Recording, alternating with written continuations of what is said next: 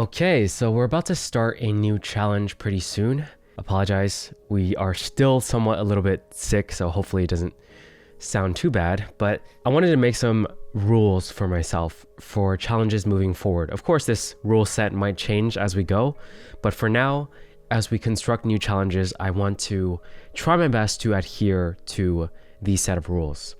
So we have 5 right now, although honestly, I preferred having 3.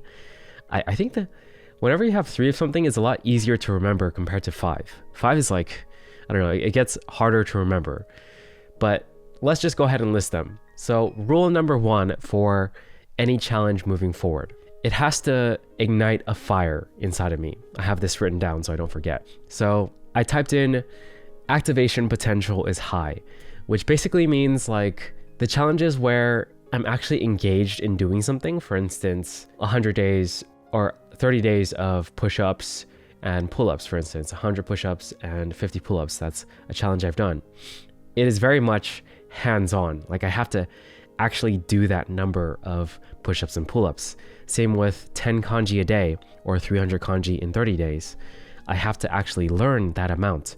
So it's very engaging and it activates me. So that's one thing that future challenges need to have.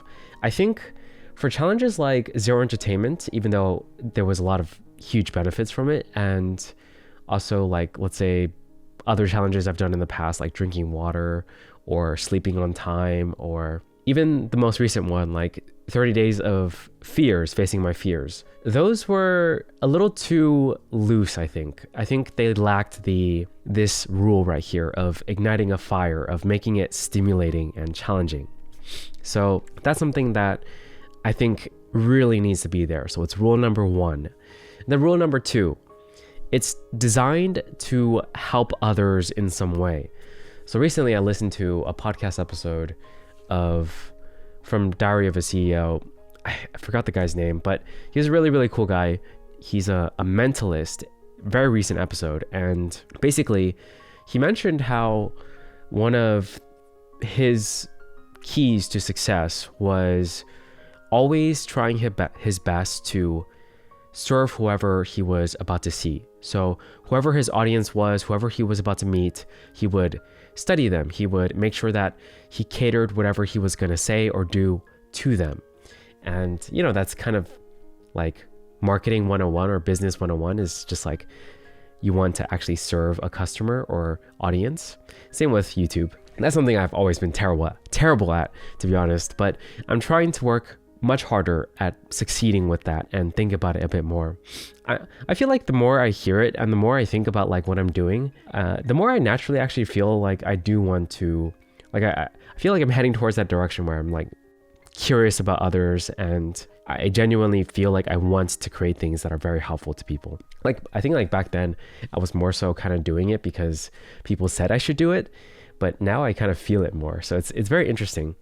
Sometimes I feel like you just gotta wait for, maybe not wait, but like sometimes things align, like feelings align with certain things that you supposedly should do. And that's like when you should get on it. So I'm getting on it, and I'm trying to make rule number 2, design the challenge where it can help someone in some way, where it's like answering a question or discovering a method that might be very effective for, let's say, learning Japanese or kanji, for instance. So there's something that the challenge does that is very helpful for people who are going to watch it at the end. Like mostly my main channel videos where I compile everything that I learned from the challenge and, you know, I deliver it. Or the challenge itself can be inherently trying to figure out what is like a better method, for instance. More like an experiment in some ways. It was I think of this video, I don't remember. I really suck at remembering names. I need to remember names better. But basically the channel had, the thumbnail was like he was flexing. It was a physical fitness challenge and he was flexing, and one bicep was like much larger than the other. Obviously it's Photoshop, but the question at hand was like, if he trained for 30 days, like one side was heavier and then the other side was more reps. So it would be the same volume, but trained in different ways. So it's a very, very interesting idea. Like, obviously, he's sacrificing his body. He's messing up his balance to figure out the answer to that question. And, you know, the different sides of his legs and arms experience that, and different results happened, and you learn from it. Basically, to summarize it, I think it was very obvious. The one who did more reps became better at doing more reps, and the one who could lift heavier became better at lifting heavier. That's the result of it. But it was interesting to watch, and it does answer like a fun question, and you're able to learn from it, and the viewer really gains something from it versus trying to see it from the perspective of like, oh yeah, this is just going to be a fun challenge, so I should do it. So rule number 2, design it, make it so that the audience can gain something from it. I could definitely feel like I feel like I could hear myself being slightly unwell, like my voice is still pretty weak. Okay, rule number 3, it has to improve a solid skill. And I feel like rule number 4 is very similar, same sort of like idea of. Rule number 4 is serving an ultimate goal. It has to serve an ultimate goal in mind. So for instance, for pull-ups and push-ups, one of my childhood goals was to basically just do 20 pull-ups in a row. I got 19, close enough, but it served that goal. And for the kanji challenge, basically, it serves the goal of me getting fluent in Japanese, which is one of my ultimate goals. So rule number 3 and 4, improving a solid skill and serving an ultimate goal. So a solid skill, like it really does have to be like a solid skill. So I have to think of it as more like kanji, like learning kanji is a solid skill, like being able to recognize them and learn it. But more so like something like reading, I think that would have been even more solid of a skill. And then for the challenge that's coming up, creating 3 shorts or 3 TikToks every day and posting them, that also, if I can define it better, because it's really broad, right? So if I can define the challenge to make it more specific and structure it to make it more specific, I can hone in on a certain skill that I want to work on. So I think that's what rule number 3 says. And for number 4, for TikTok and the shorts, it serves my ultimate goal of like actually becoming a better content creator and ultimately growing the channel, and also getting more views for more eyes on my audiobook, which is actually currently out. It released yesterday.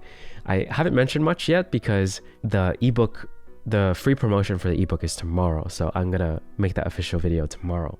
But yeah, I feel so good about it, like finally being out. It took a while. It took about 11 to 12 days total. Okay, serves an ultimate goal. Rule 4, that was rule 4. Rule 5, structure to include others, or at least occasionally.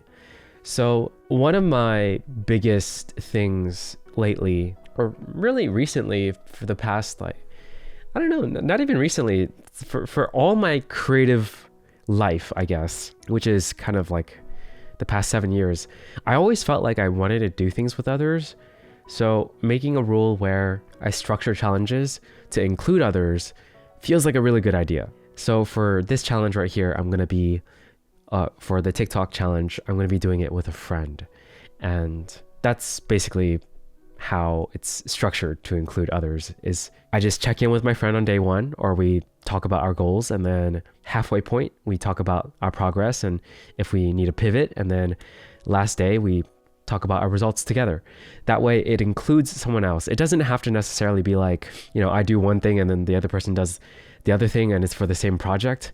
You know, that would be cool in the future, but it can just be something like that theoretically can be done individually, but I am just simply having plans, adding plans to include others in the challenge, just to make it more fun and interesting. And that's also like, I made a video a while back saying like, if I were to emulate one YouTuber, it would be Michelle Khare. And I think it's because her learning challenges or her challenge videos they all include other people, or at least most of what I've watched always includes like an expert in the field of what they're learning. So I think I would love to try to move towards that direction and include other people in my challenges, whether they're like participants or people who are experts who can help me out. I just think it's a good rule to have. So these are the 5 rules that I'm going to try my best to adhere to whenever I start a new 30-day challenge. And I think for the most part, I'll have like one main challenge going on and then like a side challenge. So the main challenge is going to be 3 to 4 videos or short videos per day. And that's because I want it to be 100 posts of, I'm going to come up with a better title later, but when I posted 100 TikToks or short form or shorts in 30 days, something along those lines is going to be the main video title. And yeah, in order to achieve that, it has to be more than 3. There has to be like 5 days that are 4. So 3 to 4 videos per day. That's the main one. And I think it follows the rules pretty strongly. I think I need to design it to be a bit more helpful for others though. So I should have some experiments in the challenge, like, you know, try to figure out, like maybe week 1, I do something different in terms of how closely together they're posted, like posting time. Maybe not that. That seems kind of like irrelevant, to be honest, but just like experiments that maybe like one is 15 seconds, one is 30 seconds, one is 45 seconds, one is 1 minute, and see how that performs. Like something that makes it a bit more interesting, where we learn more information from it. I learn more, and the viewers also learn more as well. That seems way more interesting, actually, to like make different levels of videos, and then improves a solid skill. Like, yeah, I think it covers that. I don't really make short form content much at all, so I'm definitely gonna improve as we make a lot. Yeah, so that's what I wanted to talk about in this video, is just rules of future challenges, because I think I've had enough failures. I've had a lot of failed challenges, like the fear challenge.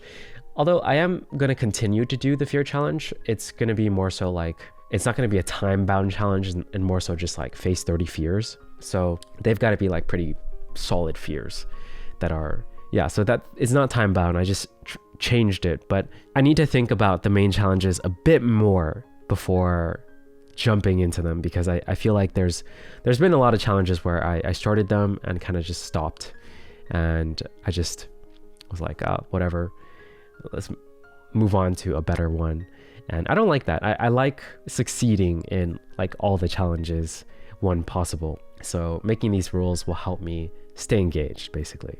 Okay, that's it for this one. Yeah, I really, really hope my voice improves tomorrow, because I want to make a video talking about the release of the audiobook, and it really, really sucks that it happens to coincide with like a sickness that affects my voice. But yeah, I'm really excited to announce it like officially. Yeah, gonna drink a crap ton of water today. That's what I'm gonna do.